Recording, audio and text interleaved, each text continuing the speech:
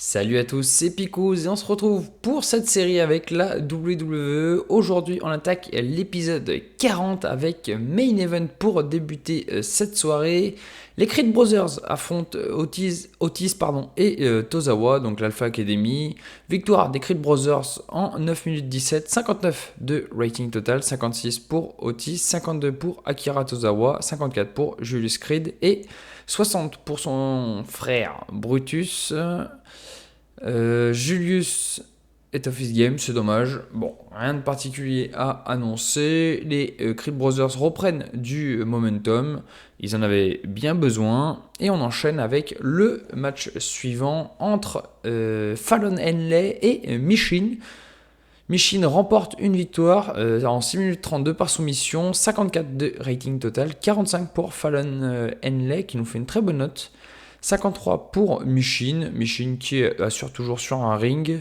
Et pour l'avoir vu catcher là récemment à SmackDown in Real Life, et ben franchement, il n'y a rien à dire, c'est quand même tout à fait correct. Donc je pense que je vais revoir un petit peu son statut à Michin, parce que c'est vrai que je l'ai laissé pas mal de côté ces derniers temps. Donc bon, il y aura du changement de ce côté-là. On enchaîne avec un petit segment backstage. Tabatonga est au micro de Katie Kelly. Et il se sent un peu seul sans MFT. Il n'a pas de plan précis et ça l'enquiquine un peu parce qu'il sait qu'il veut, il veut trouver une route vers WrestleMania et il sait bien que ça ne se fera pas tout seul. Ça nous fait un très bon rating de 63. J'ai mis une idée d'angle qui a super bien marché. Je suis ravi. Ça nous fait une très bonne note juste avant le main event. Et le main event est un match entre Apollo Crews et Shinsuke Nakamura. Victoire assez logique de Shinsuke Nakamura en 9 minutes 14, 62 de rating total, 50 pour Apollo Crews, 63 pour Shinsuke Nakamura. Apollo était Office Game, c'est dommage. Shinsuke continue de faire des très bonnes performances et on termine le show sur un rating de 61. Bon, c'est plutôt pas mal pour Main Event. On va donc passer au booking d'Euro. Allez, je vous dis à de suite. Allez, on est parti pour cet épisode de Raw avec un match dans le pré-show. Gigi Dolin va battre Maxime Dupri en 6 minutes 54, 43 de rating, c'est pas foufou. 45 pour Gigi Dolin, 28 pour Maxime Dupri. Bon, c'est toujours pas incroyable ce que nous propose Maxime Dupri, mais bon, ça permet de donner du momentum à Gigi Dolin. C'est plutôt bien, on va pas s'en plaindre et on peut attaquer avec le show. On débute avec LA Knight qui vient au ring et il est ravi. Sa victoire à Elimination Chamber lui a redonné le sourire et il peut enfin se recentrer sur son projet principal qui est le titre mondial puisqu'il l'avait perdu contre Drew McIntyre après un court règne d'un mois sur le titre indisputé. Braun Breaker n'a qu'à bien se tenir, parce qu'il arrive pour tout casser. Sauf que bien évidemment il est interrompu, mais pas par Braun Breaker, il est interrompu par Finn Balor qui se pointe sur le stage d'entrée. Et il dit à LA Knight qu'il ferait mieux de ne pas crier victoire trop vite car il n'a pas abandonné l'idée de participer à WrestleMania. Et il fera tout pour prendre son ticket pour ce match et être intégré au match entre Breaker et LA Knight. Donc LA Knight lui rappelle qu'il a gagné l'élimination Chamber match et que cette opportunité lui revient de droit. Donc après il joue un petit peu avec la foule et tout. Ça nous fait un très bon 84 de rating, c'est excellent. 87 et 82 pour les deux parties. Même si Finn Balor a un peu de mal à improviser au micro, on est sur un 84. Donc le show souffre quand même plutôt bien. On enchaîne avec un match entre Anna Jay et Nikki Bella. Et oui, Anna Jay qui a rejoint la compagnie. Alors à la base, je voulais pas la prendre, je voulais laisser la EW, mais elle a décidé de quitter la EW. Donc elle était sans contrat. Donc je me suis dit, bon bah oui, c'est une bonne occasion. Parce qu'en fait, j'ai pas fait un pacte de non-agression avec la EW, mais les catcheurs qui ne re-signent pas chez eux, bah, je peux me permettre de les recruter. Voilà, c'était juste pour l'info. Bon, le match qui nous fait un 44, 39 pour Anna Jay qui manque un peu de popularité et 52 pour Nikki Bella. Bon, c'est plutôt pas mal. Sa gimmick est très bonne pour Anna Jay. Donc c'est plutôt pas mal pour un début. Victoire d'Anna Jay, il faut que je l'intègre à Raw. Et puis bah, sinon, pour le reste, on est bon. On enchaîne avec Rusev au micro de Katie Kelly. Et il annonce qu'il ne veut pas en rester là concernant Obafemi. Il veut régler ses comptes avec lui et cela passera par plusieurs affrontements si besoin. On sent que Rusev a envie de se castagne avec Obafemi. Ça fait un match nul lors de leur premier combat. Qu'est-ce que ça va donner pour la suite? On le saura certainement à SmackDown ou à l'épisode de Raw de la semaine prochaine. Ça nous fait un 56, c'est très bien. On enchaîne avec un match par équipe, le New Day, nouvelle version avec Jevon Evans et Kofi Kingston vont affronter la vision de Austin Theory et Bronson Reed. Et à la surprise générale, dans un bon match de catch, le New Day va battre la vision en 11 minutes 41, 64 de rating total, c'est très bien, 50 pour Kofi Kingston qui est vraiment en retrait, 61 pour Jevon Evans, 61 pour Bronson Reed et 64 pour Austin Theory. Alors, Jevon Evans et Kofi Kingston ne cliquent pas ensemble? Non, ils n'arrivent pas à travailler en équipe? Bon, faudra que je... Ah ouais, faut que je retire aussi Xavier Woods des managers de Kofi. What? Faut que je fasse des trucs. Pardon pour le cri. Oui, il faut que je remette Biggie là-dedans et tout. J'ai des petits oublis, bah ça arrive malheureusement. Bon, ça nous fait plutôt un bon segment quand même. Le New Day qui remporte une victoire importante, c'est plutôt cool. Cette nouvelle version du New Day est plutôt intéressante. On enchaîne avec Jordynne Grace qui vient au ring. Elle est très heureuse d'avoir enfin récupéré le titre féminin intercontinental. Après notamment toutes les crasses réalisées par les deux femmes du Judgment Day, elle est traite de pleureuse et elle profite, avec sa bonne humeur pour lancer un Open Challenge. Ça nous fait un 62 et qui va se présenter, c'est Zoey Stark. Et à la surprise générale, Zoey Stark va battre Jordynne Grace en 12 minutes 31.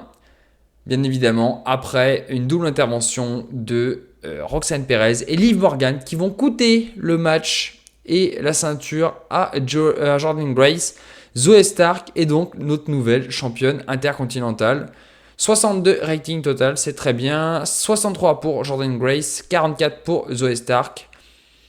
Je vous l'avais dit, Zoey Stark c'était un projet pour moi. En plus là il y a une vraie rivalité racontée entre Jordynne Grace et les deux membres du Judgment Day. Ça nous fait un 60, c'est très très bien. Ethan Page vient au ring accompagné des Royal Canadiens et il réclame une revanche pour le titre intercontinental. Il veut prouver que Bate a gagné grâce à la chance et il annonce qu'il ferait un bien meilleur champion intercontinental, notamment grâce à son charisme. Bon, il se la pète un peu, bien évidemment. Tyler Bate et les Free Lions se pointent et Tyler Bate accepte un match revanche à une seule condition.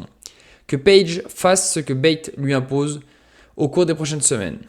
Ethan Page accepte immédiatement, alors que Sean Spears allait lui dire de réfléchir avant d'accepter. Mais Page est convaincu, Bate semble pleinement satisfait et on termine le segment sur ce 55. C'est très bien.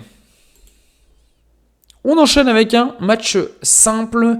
Gunther va battre Wesley en 8 minutes 23, ça nous fait un 79, c'est excellent, 80 pour Gunther, 60 pour Wesley, qui a toujours des bonnes notes, Wesley, ça fait plaisir.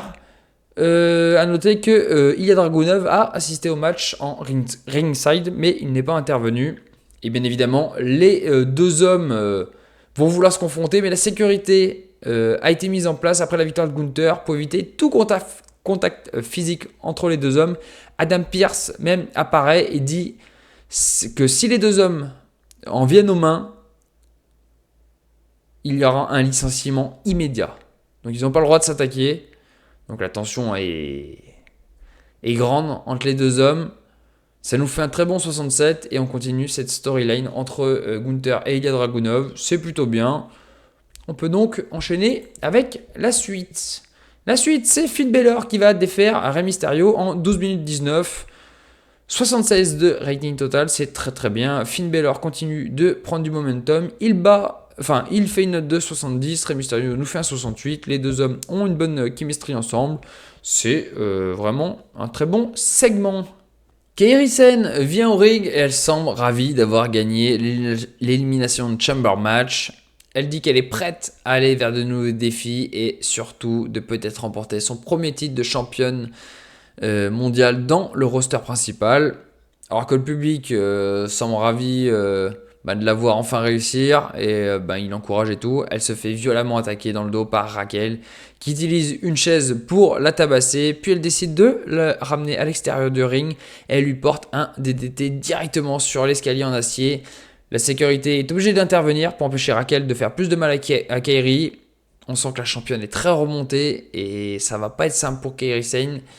Surtout qu'il faut attendre un petit moment avant WrestleMania. Ça nous fait un segment rating de 71. C'est très très bien.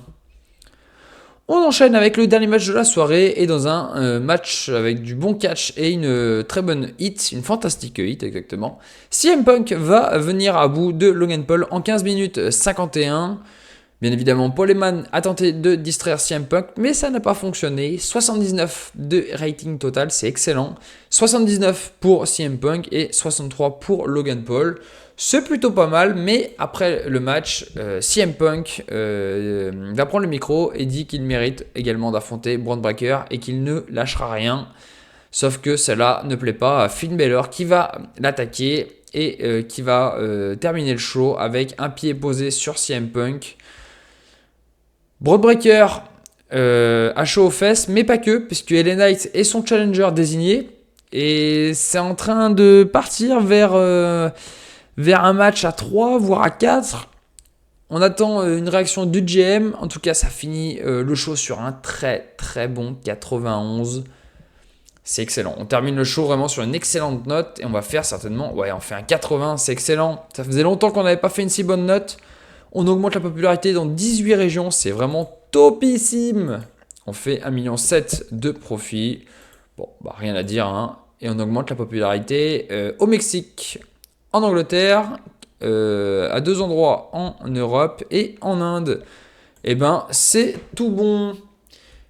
J'en ai terminé avec cet épisode de Raw. Je vous dis à très vite pour le prochain épisode qui sera SmackDown. Merci de m'avoir suivi. Ciao tout le monde, à la prochaine.